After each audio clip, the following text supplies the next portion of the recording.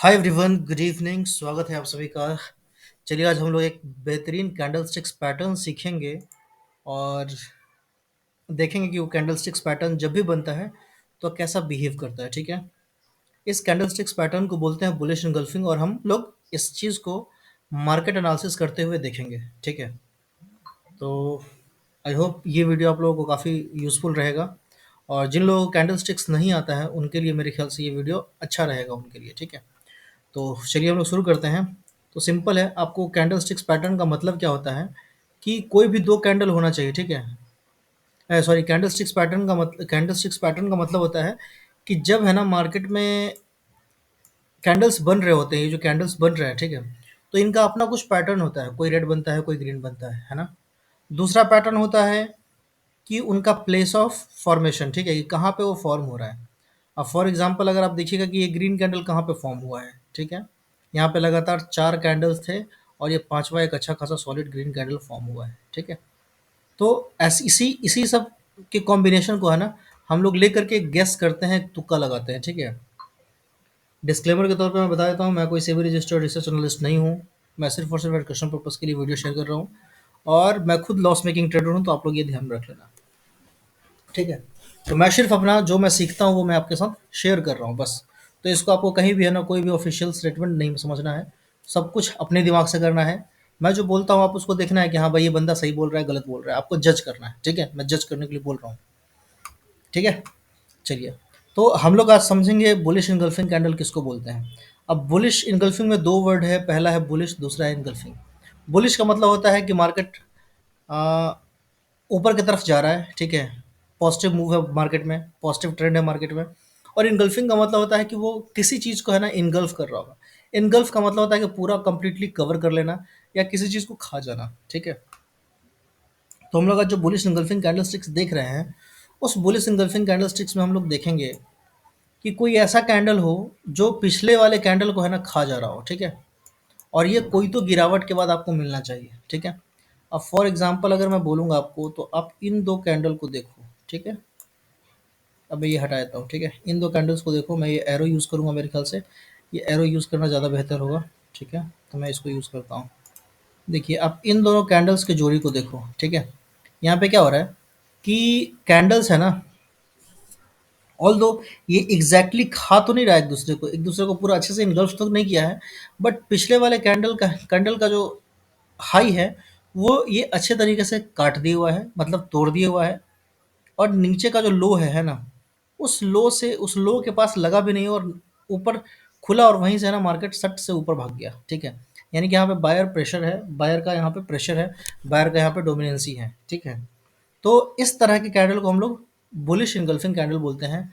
For example ये, हालांकि ये परफेक्ट बुलिश इनगल्फिंग कैंडल नहीं है, मैं आपको परफेक्ट बुलिश इनगल्फिंग कैंडल दिखाता हूँ, फिर मैं आपको समझाऊंगा तो आपको और अच्छा से समझ में आएगा। फॉर एग्जांपल आप ये दोनों कैंडल को देख लो, मैं एरो लगा देता हूँ।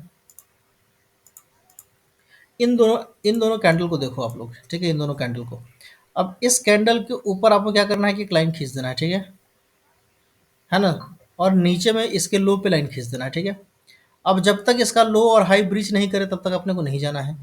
कहने का मतलब कि अगर बुलिश इनगल्फिंग है तो अपने को हाई ब्रीच पे ही ध्यान देना है, लो पे नहीं ध्यान देना है। ठीक है, तो यहाँ पे हम लोग सिंपल क्या करते हैं कि एक ऐसे नीचे में एक लाइन खींच लेते हैं और ऐसे ही एक ऊपर में एक ऐसे लाइन खींच लेते हैं। ठीक है, कुछ इस तरीके से। ठीक है, और जब ये ब्रेक होता है, देखिए इसका जो है इसका हाई मेरे ख्याल से ये रहा। ठीक है, जब ये ब्रेक होता है, ठीक है, तो हम लोग है ना इसके लो का ऐसे लगाते हैं, दोनों में से जो सबसे नीचे रहेगा उसका अपन लो का ऐसे लगा लेंगे। ठीक है, लो का ऐसे लगा लेंगे और यहाँ से हम लोग है ना मार्केट को राइड करने की कोशिश करते हैं। ठीक है, तो यही होता है बुलिश इनगल्फिंग कैंडल और यहाँ से ऐसा माना जाता है कि 70% टाइम्स है ना यहाँ से मार्केट ऊपर जाता है, 70 to 80% टाइम यहाँ से मार्केट ऊपर जाता है।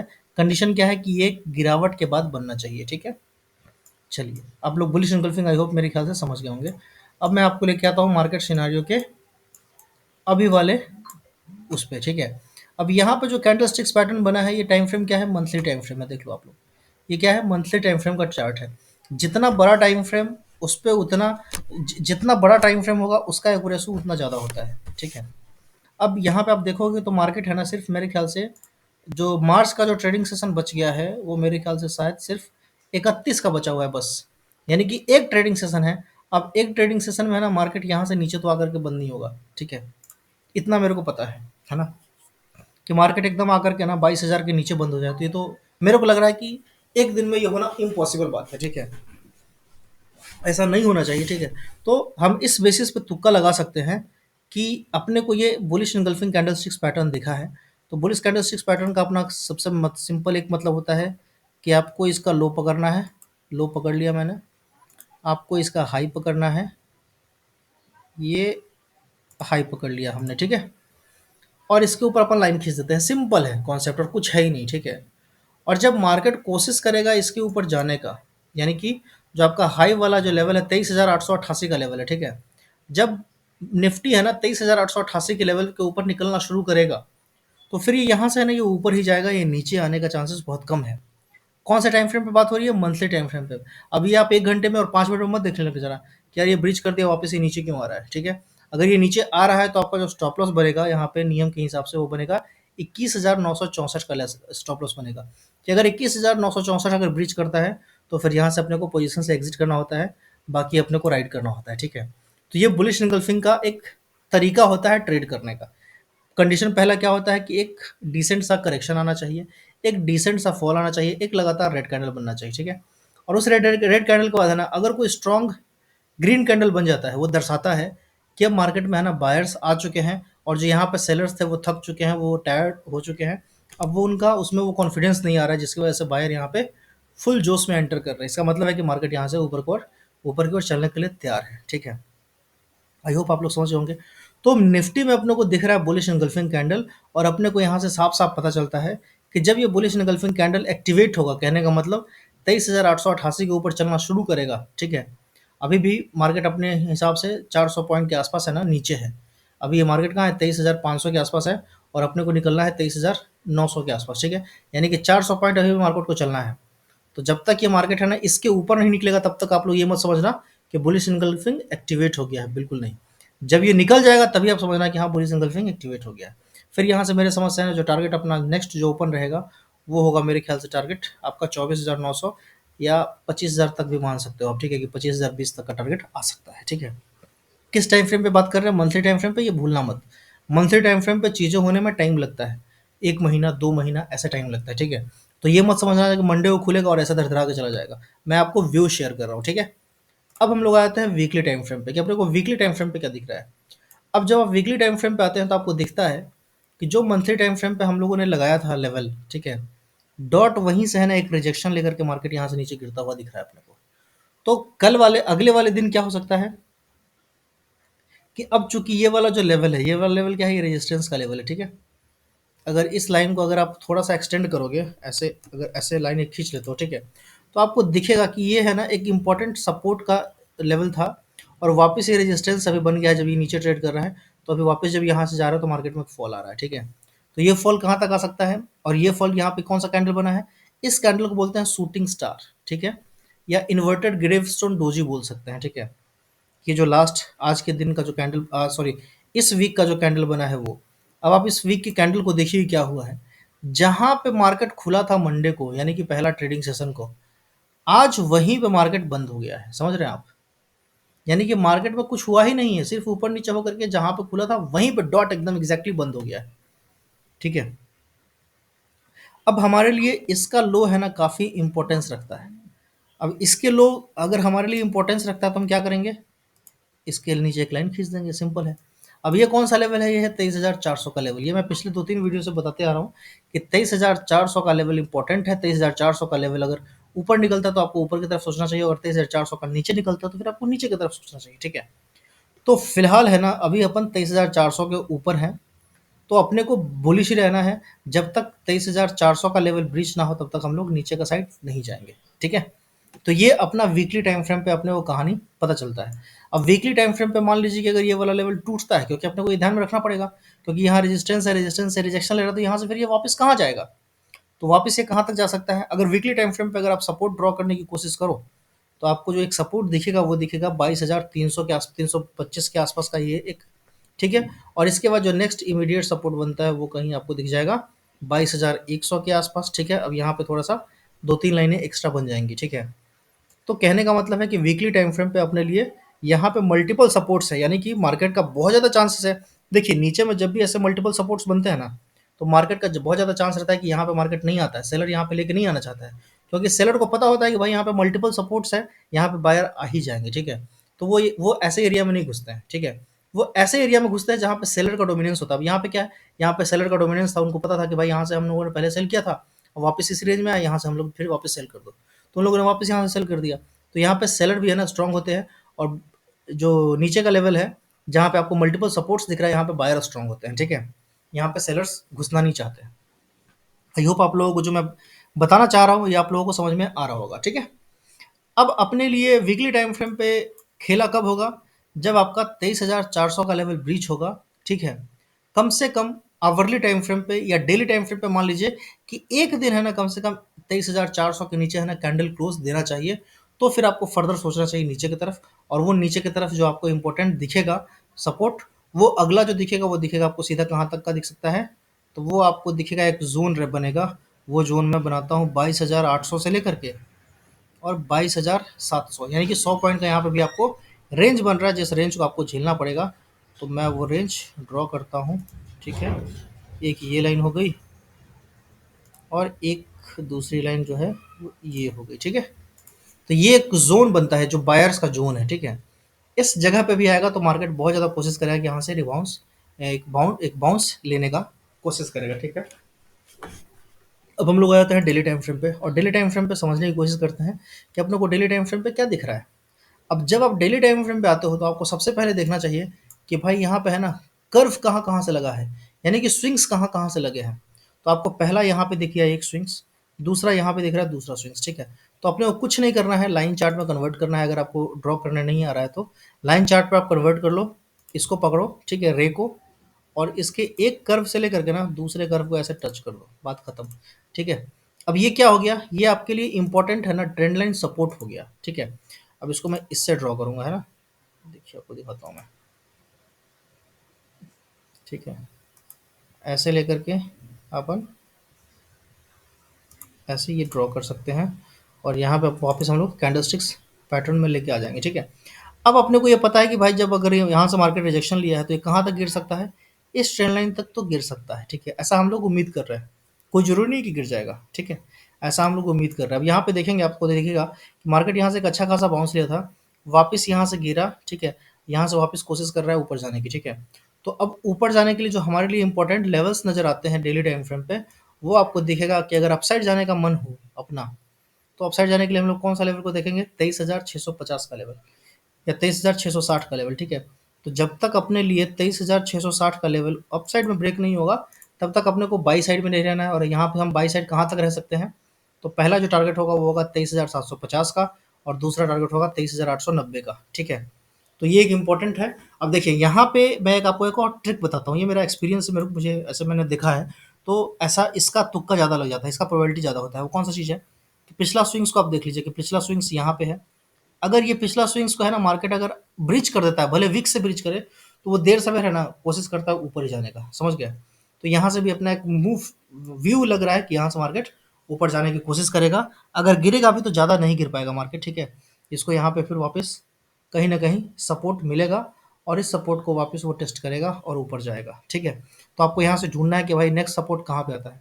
तो मेरे समझ से ये ट्रेंड लाइन वाला सपोर्ट ये है, ये ट्रेंड लाइन के सपोर्ट जैसे काम कर सकता है। नहीं तो आप ये डेली टाइम फ्रेम का जो कैंडल सब है ना, इसके लो को आप सपोर्ट के जैसे यूज कर सकते हो, ठीक है।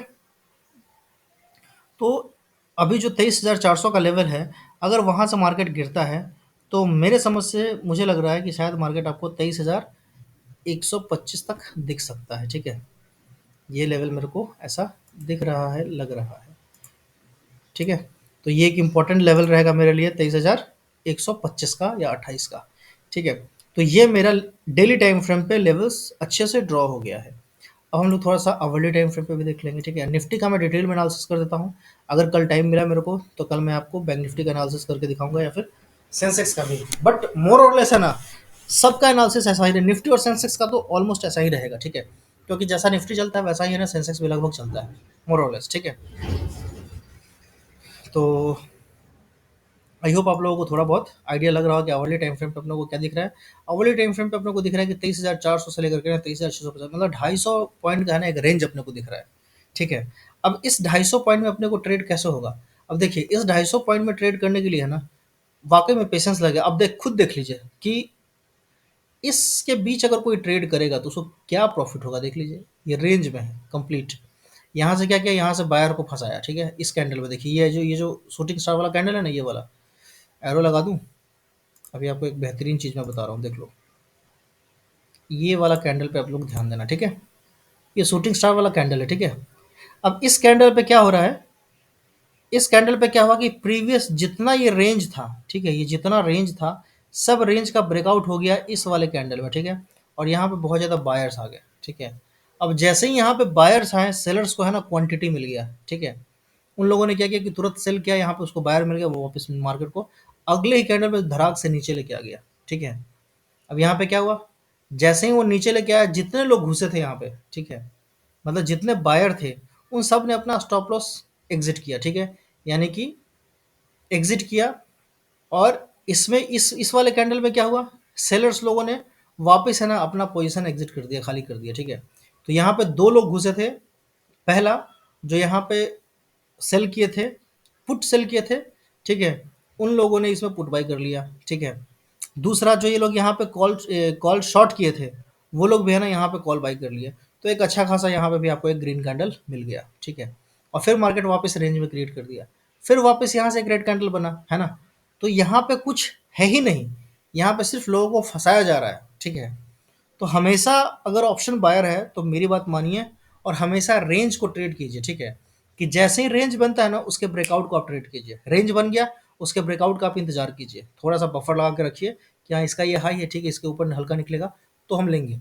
और मेरे ख्याल से ऑप्शन बायर को है ना महंगा खरीद करके और महंगा बेचना होता है, ऑप्शन सेलर को भी महंगा खरीद करके सस्ते में बेचना होता है। ठीक है, लेकिन ऑप्शन बायर को क्या होता है कि महंगा खरीद करके और महंगा बेचना होता है, तभी उसको फायदा होगा। वो सोचा है कि हम सस्ता खरीद करके महंगा में बेचेंगे, तो नहीं, सस्ता खरीद करके वो और सस्ता हो जाता है। ठीक है, तो ये आपको ध्यान रखना है। ये कैंडल में आपने कोशिश किया मैंने आपको बताने का। ठीक है, अब अगले दिन क्या होगा कि जब तक ये रेंज टूटेगा नहीं, ये ऊपर और नीचे का, तब तक आपको कोई स्ट्रांग मूव दिखेगा ही नहीं। समझ रहे हैं आप इसको मिला लेना। जब तक ये वाला रेंज टूटेगा नहीं, तब तक आपको स्ट्रांग मूव नहीं दिखेगा। अगर मैं यहाँ पे इसको लिखने की कोशिश करूँ तो ये होता है आपका नो ट्रेडिंग जोन। ठीक है, इसको मैं यहाँ रख देता हूँ। ठीक है, जब तक इसके ऊपर और नीचे नहीं निकलेगा तब तक आपको मूव नहीं मिलेगा। अगर इसके ऊपर निकलता है तो आपको जो टारगेट दिखेगा वो ये दिखेगा। ठीक है, और अगर इसके नीचे निकलता है तो जो टारगेट दिखेगा वो हो सकता है कि पहला टारगेट आपका ये रहे 23,290 के आसपास का, और हो सकता है कि फिर है ना यहाँ से आपका ये, या तो यहाँ से फिर वापस ये ऊपर चला जाए। ठीक है, या फिर यहाँ से ये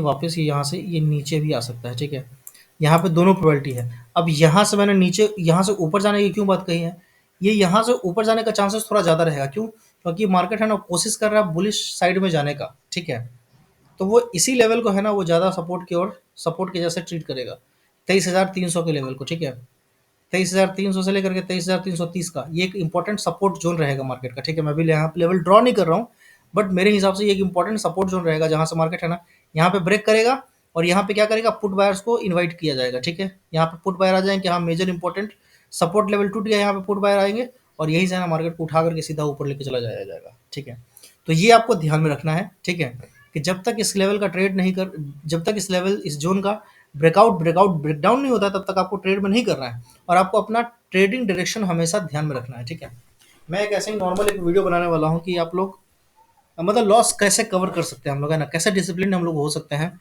इस पे मैं एक वीडियो बनाने वाला हूँ। तो आप लोग उस वीडियो को जरूर देखिएगा। ठीक है, उससे काफ़ी आपको आइडिया मिलेगा, और वो वीडियो ज़बरदस्त होने वाला है। ठीक है, तो आई होप निफ्टी का एनालिसिस, आई होप आप लोगों को पसंद आया होगा। ठीक है, थोड़ा सा 15 मिनट में भी हम लोग देख लेते हैं कि अपने को 15 मिनट में भी कुछ दिख रहा है क्या। 15 मिनट में भी कुछ नहीं दिख रहा है, कंप्लीट रेंज है। जब तक ये दोनों ब्रेकआउट नहीं होगा तब तक हम लोग कहीं कोई ट्रेड नहीं ले सकते हैं, कहीं कोई ट्रेड नहीं। ठीक है, तो चलिए फिर वीडियो को ख़त्म करते हैं, मिलते हैं हम लोग अगली वीडियो में। Bye bye, take care.